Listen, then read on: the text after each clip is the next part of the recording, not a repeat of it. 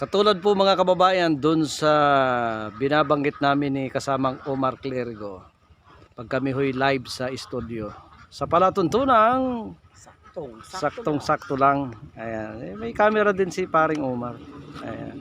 Dito po kami sa bayan ng Nauhan at hindi lang ho mga komentaryo, mga street news, yung mga banat ni paring Omar sa palatuntunan. Katulad ng binanggit namin, kami po'y lumalabas. Tulad ho ngayon, dito kami sa ang Nauhan is rice granary pa rin ng buong lalawigan, buong Mimaropa. Parang buong lalawigan. Pinakamalaking bayan ho, ang bayan ng Nauhan. Mayaman sa agrikultura. At depende sa mga tao kung paano nila pinalalago ang kanilang kabuhayan. Ilang hektarya to Kuya Bobby, itong lugar mo? Actually, ito'y pag-aari ng Angkan. At ito'y nasa mga 13 something 13. na hektarya. Ito'y nahahati pa sa tatlong magkakapatid ng aking ama. Develop ito. Actually, nung dumating ako dito, ay ito'y talagang puro gubat. At inutay-utay ko to na ma-develop. Ayun, meron 9 na hektarya dito na bukid. May kalahating hektarya ang palaisdaan. May konting mangga. Sa ilalim naman ay puro gulay na talong. At the rest ay poultry ng mga itik, mostly Peking duck. At saka yung baboy natin. Native at saka hybrid. Si Kuya Bobby Navarro po, dati na i-picture ko na to. Way back 2 years ago na siguro. Dating administrator sa bayan po ng Nauhan. Ito talaga yung kinabubuhay mo, agrikultura. Actually, actually palayan. Ako naman, Ed, ang nagdadrive sa akin sa hanap buhay na to ay yung passion ko sa pag-aalaga ng hayop eh. Binata pa. Binata pa, mahilig na talaga ako. Bata pa ako, mahilig na ako. Actually, matanda na nga ako ngayon, dahil ko pang kalapate. Yung ibang alaga dyan, tuwa lang. At yung iba naman ay siyempre siyang pinagkikitaan natin ng hanap buhay. Kagaya ng 45 days ngayon. No? Dahil ang baboy sa ngayon ay nalalagay sa alanganin. So may pa konti-konti tayo mga 45 days na weekly, siguro 500 ang aming dinidispatcha para masustain naman yung gastusin ng ibang hanap buhay at saka mga tauhan. Nga pala kuya, may problema ang Nauhan pagdating doon sa tinatawag na American swine. African swine fever. Yung ESF. So, apektado ba dahil nag-aalaga ka rin ng baboy? Medyo mabigat-bigat ang epekto, no? Yung outbreak mismo ng ASF ay maliit na problema kung ikukumpara mo doon sa malaking komplikasyon ng problema. At ang isang pinakamalaking komplikasyon ay yung pag-suspend ng RAS o yung tinatawag na recognition of active surveillance. Para bagang siyang isang permit na dala-dala ng mga biyahero para maitawid at mailabas ang mga baboy sa ibang lugar, especially sa Manila. Pag suspended kasi yun, walang municipality na magpapalagpas ng mga baboy na galing sa Nauhan. So, medyo malaking dagok to sa aming mga mag-aalaga ng baboy. So, ito yung ginagawa ng paraan na may mga considerations na ibinabahagi ang samahan ng magbababoy sa kinauukulan upang magawa ng paraan na ang mga baboy natin ay mailabas kaagad. Dahil medyo, siyempre, yan ang bread and butter ng karamihan ng taga-Nauhan ang baboy. No? So, kumbaga sa panahon ngayon, manageable pa rin ng local government yung ganyang uri ng sakit. Ibig sabihin kaya pa nilang i-manage. Hindi katulad sa iba probinsya na mabalitaan natin halos buong compound, halos buong probinsya kinokordon nila to, tapos dumadating pa sa puntos na talagang papatayin nila yung hayop para hindi sa Nauhan wala namang ganon. Wala pa siguro. Actually, ito yung ipinapaglaban ng asosasyon na no to automatic culling. especially sa mga hindi infected.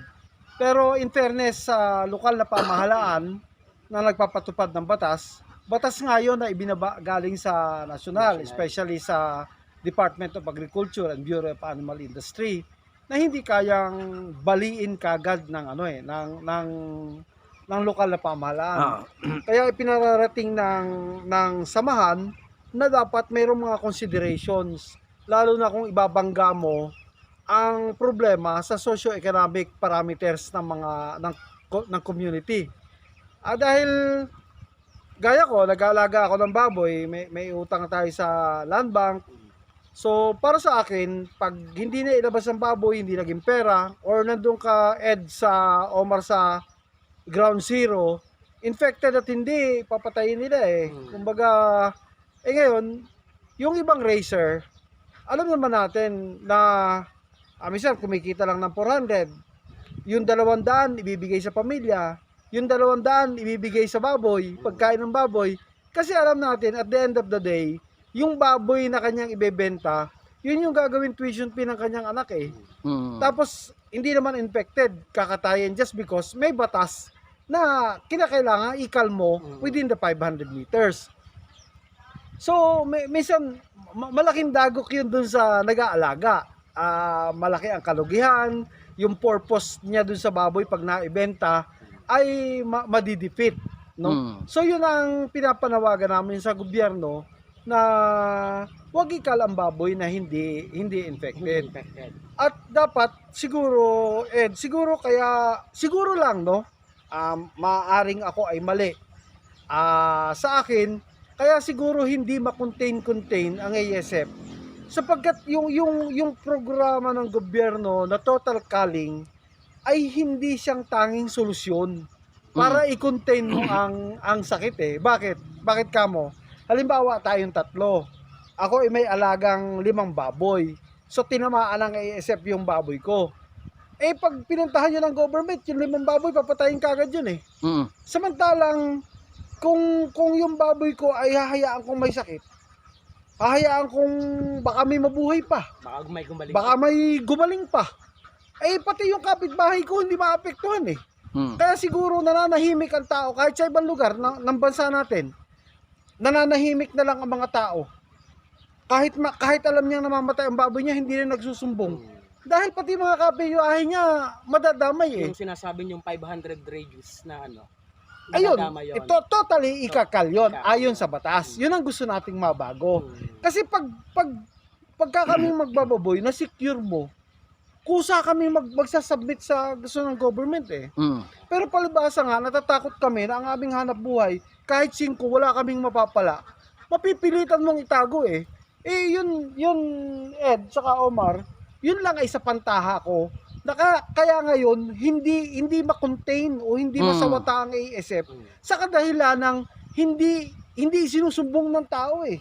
Tapos walang subsidy ang gobyerno dyan. Hindi ka naman. Actually, wala. Pero may mga pagkukulang din naman ang mga racers, no? Una, pinapanawagan na dati na may biosecurity ka dapat. No?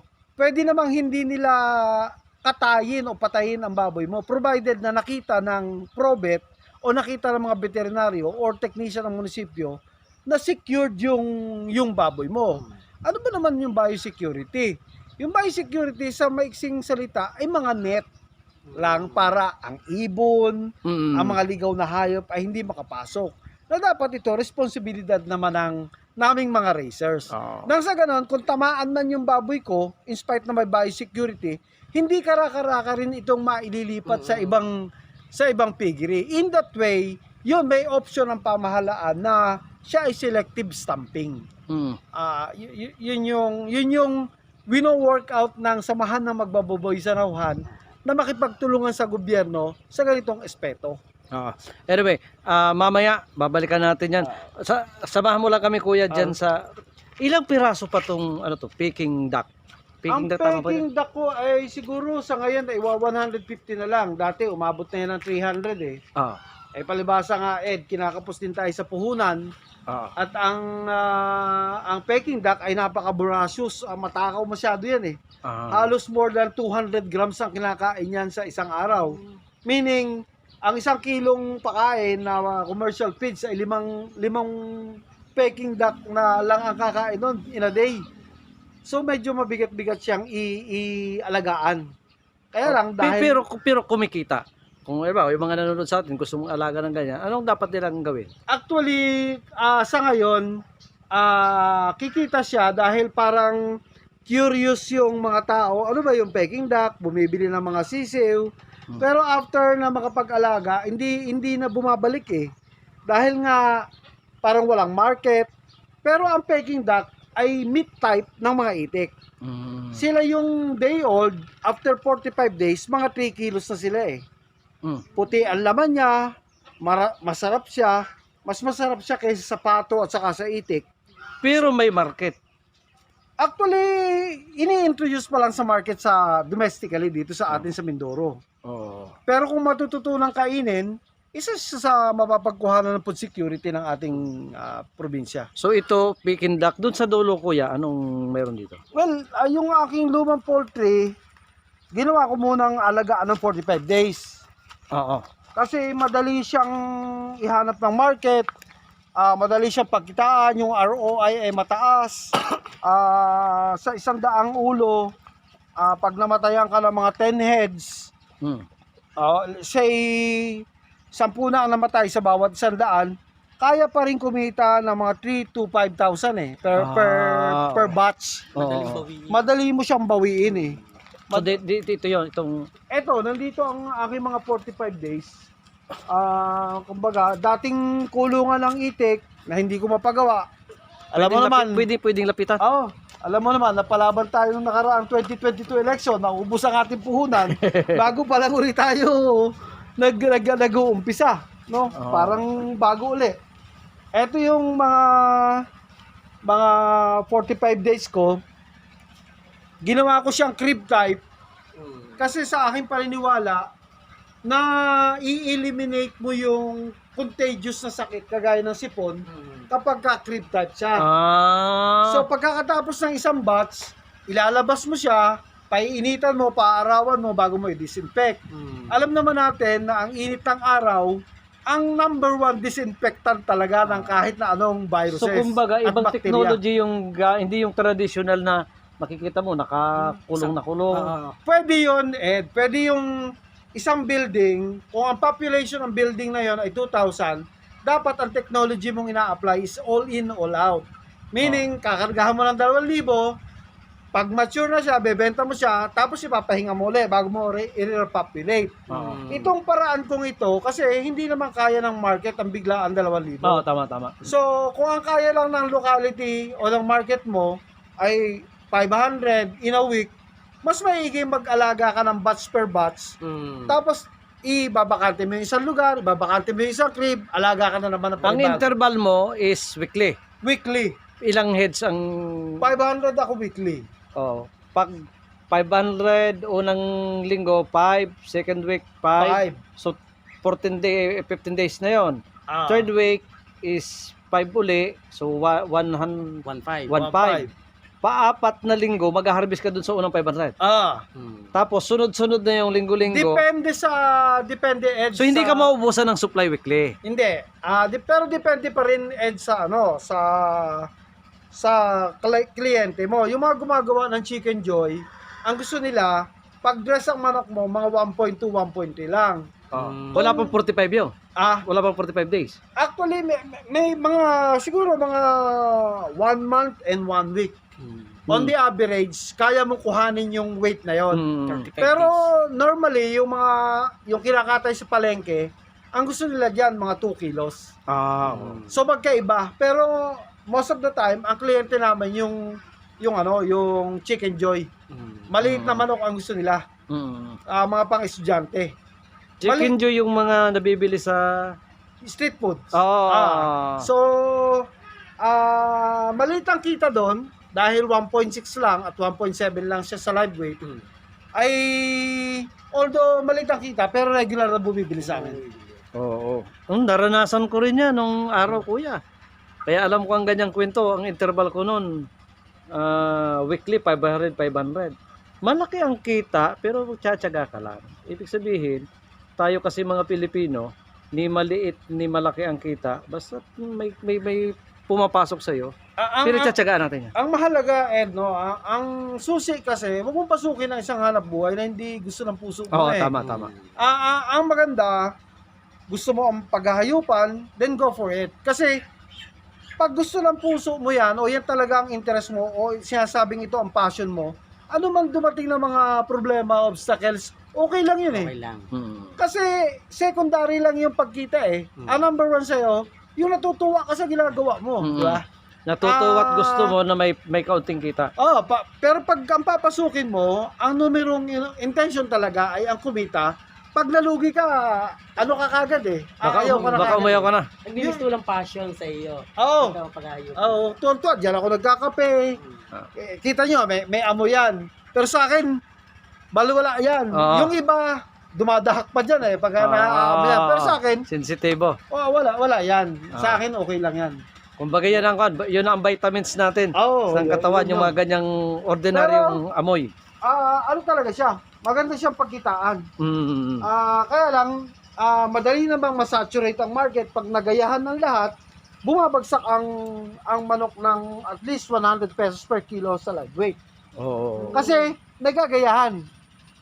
Anong kwanto? Anong Ayun ang Madide Agua. Oo. Oh. Ang dami mo niyan. Okay, kasi alternative na pagkain ng baboy.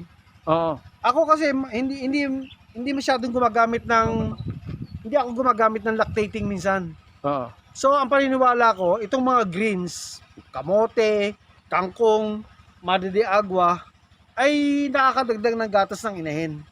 Kasi yung later period ng inahing baboy, nire-reduce mo na siya sa pagkain eh. So, pag binawasan mo yung kanyang commercial feeds, dinadagdagan mo naman ng mga greens. Ayan, ito yung Madre de Agua. So, tinanim mo to. Halos lahat ng gilid ng palaisdaan ko, lahat puro Madre de Agua. Yung gilid ng boundaries ng aking kapitbahay, Madre de Agua din Ito yun. yung pispan mo dati. Ito yung fish pond ko na mahirap tubigan pag tag-araw. So, tinimnan ko muna siya ng palay. Actually, kung tutuusin, pwede magtanim ng palay isang beses, isang taon. Tuwin lang haharap sa tag-araw. Tapos yung tag-ulan, Anong laman dati ng pispan? tilapia at saka dalag. Nasubukan mo ng maghito. Ay, hindi pa, Ed. Although naglagay ako ng hito, pero ano lang siya. Parang fancy ko lang na... Parting Norte, makikita mo sa Facebook, hito. Parang in demand nga. Pero ito, ang ginawa ko dito, kaya natutuwa ako. Actually, ang balak namin dito sa palayang yon ay isang malaking 3 hectares ay i-bulldozer. Tapos, gawin siya talagang palaisdaan. Kasi ako'y natutuwa, nung inopen ko for public, ang pamimingwit dito, alam ko, Ed, talagang parang piyesta everyday. Oo nga, dito. napapanood ko yun sa parang siyang sa piyesta. Facebook mo. Binebenta ko ng 80 pesos ang tilapia, whether malaki o maliit ang mahuli niya, basta 1 kilo 80 pesos. Hindi nawawala ng tao yan. Kailan to malalaman? Ay, Pag tingnan hindi natin, na tag-init. hindi na masyadong mainit. Siguro probably itong November, magsusunod-sunod ang ulan, lalagyan ko siya ng similya. Then siguro February, open ko ulit sa public ng para sa ano? Yung mga itik mo wala dito?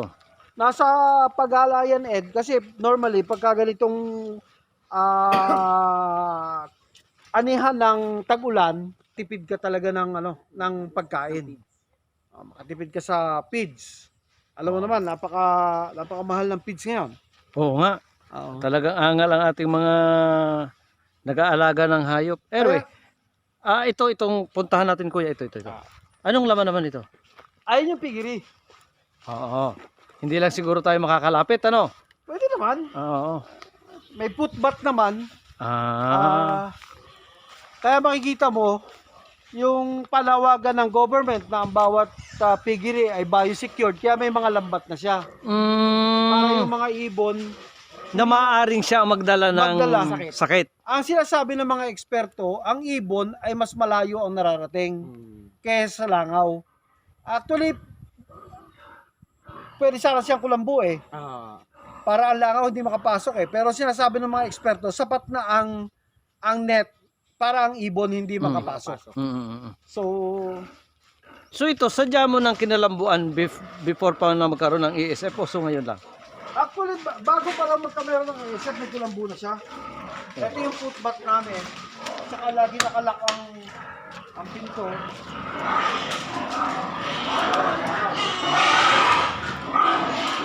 Ito yung mga bait na hindi mailabas. Ito. Oh, dahil naka-suspend nga ang RAS, hindi siya mailabas ngayon. Ilang piraso to? Ito, 18. Yung dalawang nasa crib na yan. Kukuhanan ko lang to.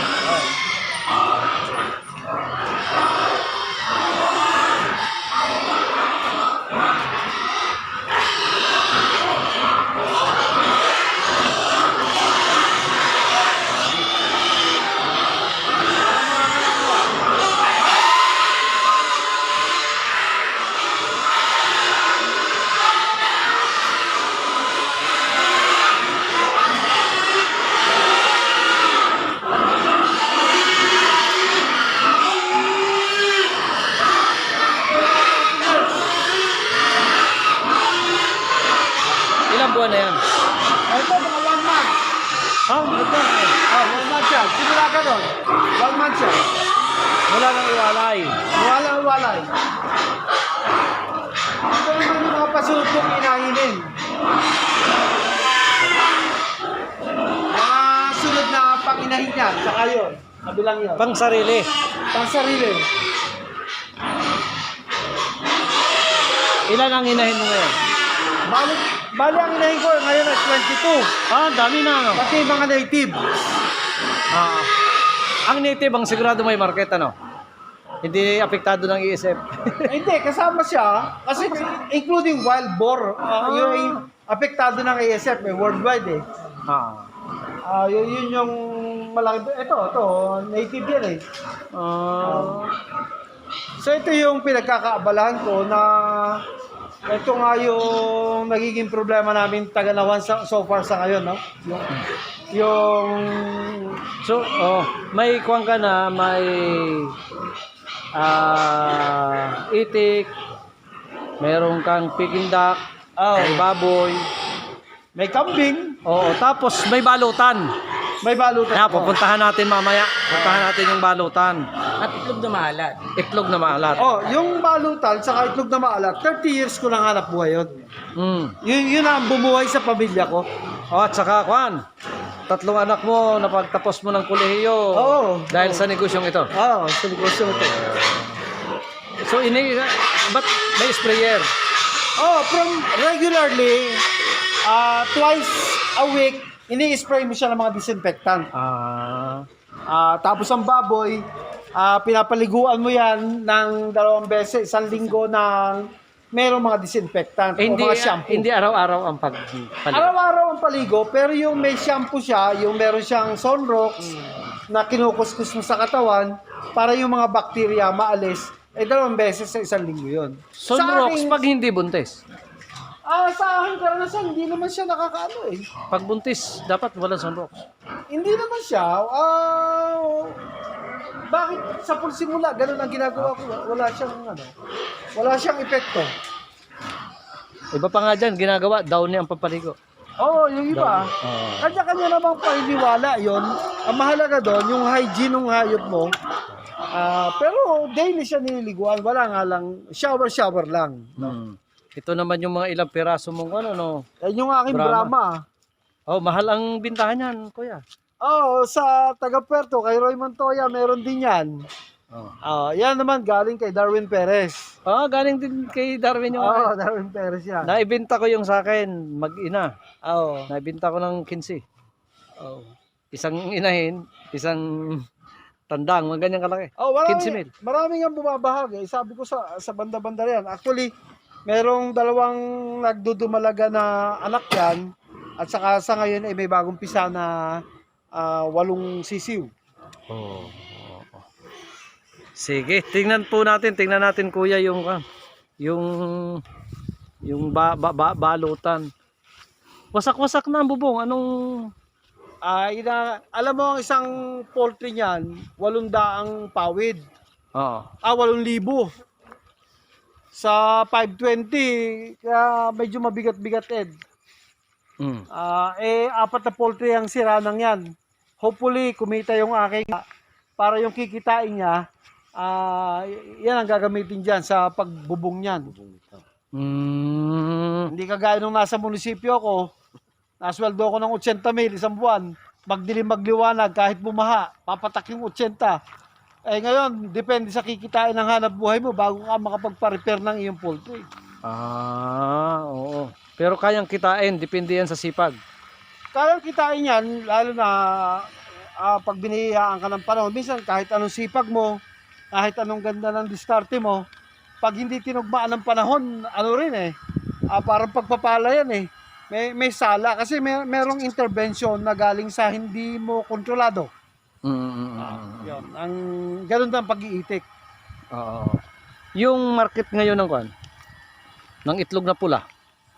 So far, May ang market. itlog na pula sa ngayon ay maganda pa siyang pagkitaan, umuusog pa. Pero dumarating sa punto din na nasa-saturate din ang market sa dami ng available na itlog na pula. Itong mga kwan na yan, mga waste na yan, yung mga Yan, compost yan. abono yan ano. Ito, nasa kabilang ito. Marami bumibili sa akin yan, 130 per sack. On the average, siguro yung isang sako, mga 40 kilos. Halos lahat ng naghahalaman dito pumupunta at bumibili niyan. Pag pick up mo, 100 pwedeng ibigay. Then 130 kung deliver namin. Yung mga talungan namin dito, lahat yan ay hindi nakakatikim ng commercial na fertilizer. Pero I would be honest na talagang ini-spray din namin paminsan-minsan ng chemical na pestisidyo. Pero totaling hindi siya nakakatikim ng abono Na commercial na abono. Na commercial na abono. Yung mga ini-spray mo lang dyan, siguro yung mga pamatay. Hindi, pamatay kulisap talaga siya. Kulisap. Hindi ko kasi makita yung benefit ng organic na pang-spray. Iba pa rin talaga yung yung pesticide na chemical. Although dapat siyempre maging responsable kang producer ng mga gulay dahil public pa rin ang kakain nun tao pa rin. Sa loob ng ilang dekada na nagpa-farming ka dito, so nag-peak na ba yung masasabi mong umabot na sa puntos na satisfied ka talaga na doon sa kita?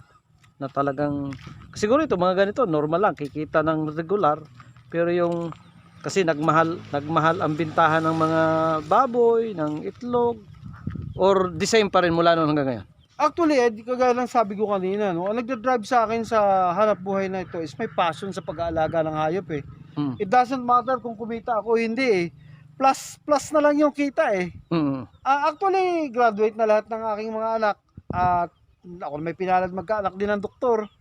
So pwede na akong tumigil Kaya lang, siguro part ng responsibility ko yung mga tao na nag-create ka ng hanap buhay para sa mga taong nangangailangan.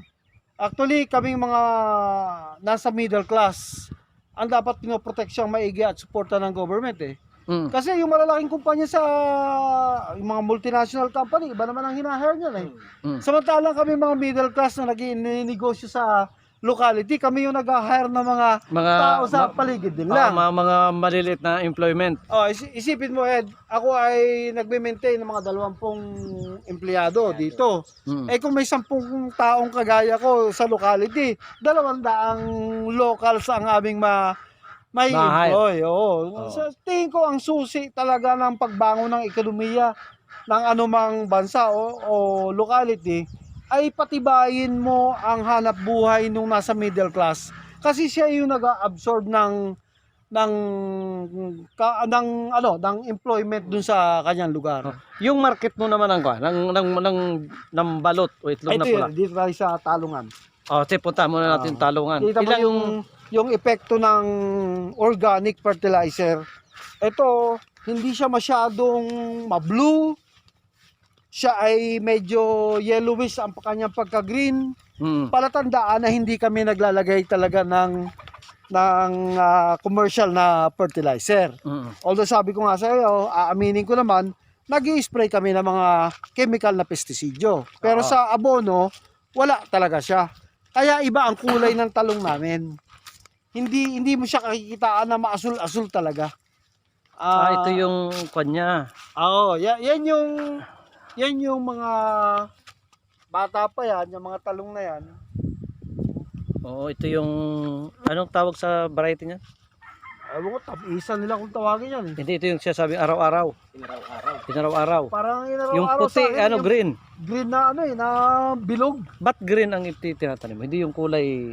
Violet. Oo. Sa akin kasi parang mas malaman siya, mas matamis siya. Mas mabinta. Oo, juicy siya. Yun din ang pagkakaiba ng ang gamit mong pataba ay compost. Ano ang ibinubungkal mo dyan? Makina? Nirotobator lang tapos minano-mano na siya. Pero pagdating sa merkado, posibilidad mas mababa ang presyo ng mga produkto mong na produce dito sa sa farm mo. O ganun din? Oo, Depende sa bumibili. Pag mga kapitbahay, mas marami ako minsan ng hiling. So dito, ang market mo dito, napunta lang dito? Pumupunta. Yung bumibili sa amin na, yung kumukuha ng maalat sa amin, sa kanya rin naka-tie up ang mga talong. Pero may mga bumibili-bili siyempre mga kapitbahay, yung mga tao namin, mga asawa ng tauhan ko dito, pag gustong kumita ng konting extra, sila yung naglalako sa Nakailang kung ano dito? konti pa lang, cropping? Ed. Parang patatlong putihan pa lang. Itong tayong ito, nakaputi ka ng 3 puti. 3 puti pa lang, pero siguro mga 15 kilos pa lang. So 3 tig 15. O lahat-lahat 15 kilos na. Baka pag lahat-lahat siguro, abutin naman ng mga 25 to 30. So ibig sabihin, sa tayo nitong kwan mo, yung tayo ng ito, tingnan mo. Ang ganda. Ibig sabihin, tatagal pa siya ng ilang puti. Ang laman, Tatagal siya, Ed. Matagal yan. Tsaka, ang ginagawa dyan ng mga makaranasan, kasi ako matanong ako pinupruning nila yan. Pruning pinuputol. Oo, minsan pinuputol itong pag may edad na siya, pinababata mo siya. Ang maganda doon, bata ang kanyang puno, pero malalim na ang kanyang ugat. Yan, pinuputol yan dahil may uod ang May uod yun. Borer. Pero sa batang ganito, masamang magaling yung may borer. Masamang magaling in the sense na namamatay yung sanga niya, yung kanyang stem, pero marami naman siya nagiging sanga. Ang masama kasi nabawasan siya ng sanga, Pero pwede may sasanga bulaklak na ng siya. marami. ang mabuti naman susuloy ka. Susuloy. Sa akin karanasan yung alam mo naman na maggugulay, magkakaiba. Pero ito, isa pa itong nakakapagpadagdag ng alwa ng puso namin, yung nakaka-relax siyang sa hapon, lalo na. Ang hindi siya nakaka-relax dyan ay pag magdidilig ka na. Oo, matrabaho. Sa amin noon, sa probinsya ko, ang market niyan, bala-balagwit mo, punta ka pa ng bayan. Tinatahi-tahi pa yan. Ay, magtatalong din ako nung araw. Maganda siyang pagkitaan. Kumbaga, again, kung ang puso mo ay gusto mong maggulay, pero wag mong pasukin na kaya lang mo lang papasukin dahil malaking pagkitaan, pero hindi mo naman gusto. Doon nagpe-fail malimit So, puso mo, agrikultura. Oo. Tapol yan. May pwesto ka sa bayan ng displayhan ng balot. Balot at saka... Originally, ang balutan ko ay nasa bayan. Pero palibasa yung aking anak, iba ang kanyang passion, hindi sa... Ang gusto niya talaga magluto. May restaurant. Hindi ko siya mahila sa ganitong klaseng mga programa. Ayoko naman siyang pilitin sa mga bagay na hindi niya gusto. Yung doktor niyo nagtatanim din. Actually, yung anak kong doktor, yun pa ang mahilig sa ganyan. It so happen, nag-specialista pa siya, kaya nga nagmamadali, tayo-tayo nang umuwi dito, papunta dito. Ang itlog na napoproduce mo, ano yun? Araw-araw nang itlog yung itik? Actually, ang itik ko ay kukunti ngayon, Ed, as compared nung ako bago pumasok ng munisipyo. Dati, ang itik ko ay nasa 7,000 na. No? Ngayon? Before, kaya lang, sa ngayon, 1,4 eh. Kasi sabi ko sa inyo kanina, parang bago pa lang uli ako nag-uumpisa. Anong ginawa mo dun sa ibang kwan? Kinal mo? O kinatay o nagbawas? Anong ginawa mo dun? Ang pakiramdam ko, Ed, ako ang nagturo sa nauhan na kumain ng itik. Ah, Dahil dati hindi marunong kumain ng itik. Way back in 1993, nung bago ako may poultry, tumatanda ang itik namin, hindi namin alam kung saan dadalhin. Ang ginagawa ko, pag birthday ng mga ibang tao, birthday nito, birthday, regalo muna ng mga itik, kinulob. Hanggang sa natutong kumain. Ngayon, Ed, yung matatandang itik ko na hindi nangingitlog, 5 ang kaya niyang ubusing karning itik dun sa harapan ng sa tindahan namin sa restaurant. bayan. Oo. Niluluto mo siya, curry, adobo sa gata, adobo sa toyo, nilagyan mo ng Mang Tomas. Parang ito na yung sinasabi mga exotic na ano. Yung, Oo, yun. Kaya kami, minsan. ang kulang sa amin ay matandang itik na hindi umiitlog. Walang problema ngayon kung ang itik mo ay matanda na o ikakal mo na kasi mahilig kumain ang taga-nauhan ng itik. Kumbaga one-stop shop. May itik kang nangingitlog. Pag hindi nangitlog, yung itik mismo may Ito market. yung Brahma, yung anak ng Brahma. Ito. Dalawa. Ayun yung anak na 7. Bago pa lang.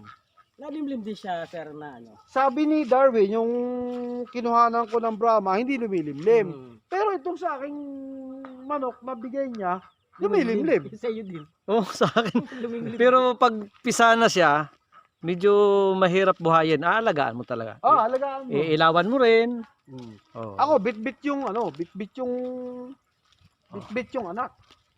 yung ina. Kumbaga hindi katulad ng ibang manok, lalong litib, ayos lang na nakagala. So tingnan natin. Ito yung aming maalatan. Ayan. Ito ang lutuan naman. Ito ang lutuan. Improvised na lutuan yan, Ed. Actually, yan ay pressurized tank na ginawa naming Yan ang technology ni Bobby Navarro. Gatong. kahoy at saka ipa. Ayan. Ilutuan ito ng itlog Wala. na pula. Ginawa talaga siya para sa lutuan ng maalat. Ilang oras na sinasala? 5 hours na kumukulo. 5 hours siya. Basta kumulo siya, approximately mga 5 hours. Ang itlog ng itik mo ay may dalawang style ng pagbebenta. Balot at itlog na pula. Balot at itig na pula. So ito lahat yung Yun mga naman ang favorite na suki ng aking asawa. Siya yung kumukuha pati ng talong. Ayun, may sigurado ng ito yung itlog na pula, yung itlog na hindi pula. Ayan. Ito. Ito naman yung for delivery na. Itong aming Ito yung 45 breast chicken. days. Di-deliver yan sa gumagawa ng Chicken Joy. Ayun. Yun yung sinasabi niyo 1.6. Actually, mga 1 kilo, 1.2 na lang siya. Sa live weight siya ay mga 1.7, 1.6. Alam natin kasi na yung Reseco niya ay isang bituka. Almost 300 grams. Mga 0.6. Yung bitukat, yung Nabibili din. Eto yan. Ayun. Ang order niya kasi ay 60 ngayong araw na to. Ayun, mga ka-MI4, sa palatuntunang saktong-sakto lang po sa mga balita at impormasyon, hindi lang komentaryo, news, ay nyo po matutunghayan dahil nandito po tayo sa online radio. Mga pangkabuhayan, ang kasama ho natin si Kuya Bobby Navarro ho ng Nauhan, Oriental Mindoro, dating municipal administrator. Pero bago ho siya naging administrator ng Nauhan, siya ho isa diyang nag-aalaga na ng pato at nagtitinda ng balot, nagpo-produce ng balot at mga itlog na pula. At hanggang sa ito, may gilingan ka. Ilang ko naman? Maliit na sa taki yan lang. Medyo mahirap-hirap din i-manage itong business na to. Anyway, Kuya, salamat. Salamat sa mga nanonood. Baka may gusto kang batiin. Nakakarating tayo sa ibang bansa. Baka mayroon kang bigyan, baka gusto ka magsabi nga shout out. Shout out. Baka may gusto kang banggitin kuya. Mensahe. Siguro yung Sa mga nanonood sa atin, aral. Ano yung encourage ba sila? Encouraging sa mga nanonood sa atin? Oh, ang buhay naman punong-puno lagi ng problema eh. Minsan pag nakikita kasi ng mga tao yung mga napagawa mo, parang sasabihin nila, maswerte ka pa, mapalad ka pa. Pero ang lahat ng yan ay talagang, kumbaga, pinaghihirapan.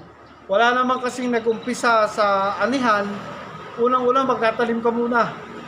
Kumbaga, lahat yan ay pinaghihirapan. Hindi yan dumadating ng on a full package.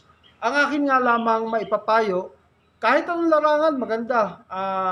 Bakery, welding shop, dress shop, balutan, operator ka ng hauling equipment. Lahat yan maayos, provided na ito talaga yung gusto mo. Para sa akin kasi tatlo ang kinakailangan taglay mo bago mo pasukin ang isang hanap buhay. Una, is it your passion? Or ito ba talaga yung interest mo? Second, kahit interesado ka o it is your passion, siguraduhin mong may oras ka sa hanap buhay mo. Then third, may kapital ka. Ang sa akin kasi, hinuhuli ko ang kapital sapagat ang kapital ay nasa paligid lang. May mga kamag-anak kang gustong magpahiram, nandiyan ang bangko, financing institution and everything. Kaya siya huli, maraming bumabagsak sa negosyo dahil ang akala nila, porke mayroon silang kapital, ay yun lang ang tanging susi para magtagumpay ka. So para sa akin, uulitin ko, is it your passion, your interest? Kinakailangan may oras ka, hindi ka pwedeng maging weekend manager, hindi pwedeng kung kailan mo lang gusto pumunta sa babuyan mo, doon ka lang pupunta. Be sure to it na hands-on ka, close ang iyong pag-iintindi kung ano man larangan ang iyong pinasok, no? Yung kasi ang nagpro-propel sa iyo, yun ang nagda-drive sa iyo, it is your interest. Tingin ko yun ang susi ng tagumpay ng isang hanap buhay. Masasabi ko, Omar, kasamang Ed, na hindi ako mayamang tao, but I'm very very sure na ang aking hanap buhay ay matatag. And it is strong. Iba naman yung mayaman ka na kesa dun sa ang hanap buhay mo ay matatag. Hindi ako mayaman, ang nagdala lang sa akin ay lakas ng loob. Ang aking asawa ay susi ng aking tagumpay. Kasi pag ako lang, bulagsak kasi ako sa pera Ay ang aking asawa talagang miski anong pindutin mo dyan, hindi katulad ng ATM na lumalabas ang pera. Kahit anong pindutin mo kay misis, walang lalabas dyan. No? Siya yung susi ng tagumpay ko. Between the two of us, I am the stronger partner sapagkat ako ay college graduate. She might be a weaker partner sapagkat siya ay natapos lang ng high school. Pero when it comes to financial literacy, ang aking asawa ang the stronger partner. No? Sa ngayon, nakakaharap ng nauhan ang ASF. Ang samahan namin ng Nauhan Hog Raiser Association ay ginagawa lahat ang pamamaraan para makipagtulungan sa government para masolusyonan ang kasalukuyang problema ng magbababoy. Ang panawagan ko lang sa gobyerno ay kung kaya lamang ding baguhin ang batas para sa kapakanan ng maliliit na mag-aalaga ng baboy, baguhin natin at huwag nating ipatupad ito ng word for word. Dapat ibangga din natin ito sa socio-economic parameters ng ating locality, no? Dapat mabalik uli ang tiwala ng mamamayan, lalo na ng magbababoy sa gobyerno, nang sa ganon siya ay kusang i-report ang mga nagkakasakit na baboy. Kasi kung matatakot ang taong bayan na i-report ang kanyang ang mga may sakit na baboy, hindi madidipit ang purpose ng government para ma-address niya ang problema ng ASF. Kasi itatago yun ang itatago Kaya ang pinakamaganda, mag-revolutionize ang government or i-reforma niya. Although sa ngayon, gumagawa ang samahan ng position paper para maihatag naman sa gobyerno kung ano yung aming karaingan at baka sakali kami ay mapakinggan. Nang sa ganon, kaming mga naaapektuhan ay maging parte ng solusyon at hindi maging parte ng problema ng gobyerno. So, tingin ko, malalagpasan din yan at konting tiis pa. Hindi naman natutulog ang samahan sa katauhan ng aming presidente, Alex Sales, na aming presidente, no? 10 ng kanyang mga kasama sa Nauhan Hog Racers, no? Ganun pa rin, pinipilit at hihingin ng Nauhan sa government na sana pagbigyan ang kahilingan na yung recognition ng active surveillance ay a-applyan ng Nauhan at ikla-cluster namin ang Nauhan into 3 to 4 districts cluster nang sa ganon kung may outbreak sa isang district, hindi maapektuhan yung 3 pang district. Kasi yung inuulit ko, yung outbreak ng ASF is one small problem as compared to the complication in suspending diras ng bayan ng Nauhan. Okay. No? Salamat kuya sa iyong mensahe na napakaganda para ho sa mga nanonood. Dami kong natutunan. At maging inspirasyon ang mga binanggit mo. Kasama natin si Omar Advancera po sa MIB4 sa palatuntunang saktong-sakto lang. Magandang araw po sa inyong lahat. Good morning po. Yan, isang episode pare. 40